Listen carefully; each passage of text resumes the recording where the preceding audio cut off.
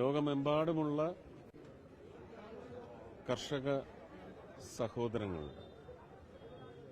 അത് ഭൂമിയിൽ മണ്ണിൽ മാത്രമല്ല, കടലിലും കൃഷി നടത്തുന്ന കർഷകരുണ്ട്.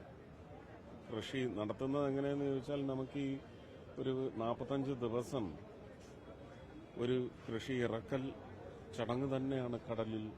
പുതിയ നിയമത്തിന് അനുസൃതമായി അവർ സഹകരിക്കുന്നത് കൊണ്ട് മാത്രമാണ് ഉൽപാദനശേഷി നമുക്ക് കടലിൻ്റെത് വർദ്ധിപ്പിക്കുവാൻ സാധിക്കുന്നത്.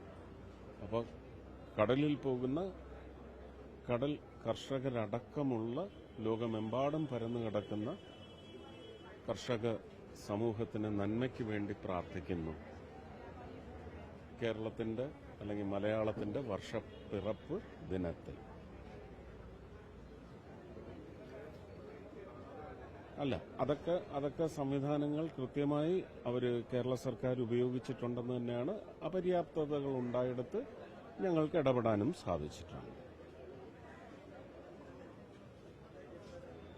4 വർഷമായിട്ടും കിട്ടാത്ത ആൾക്കാരുണ്ട് അല്ലേ?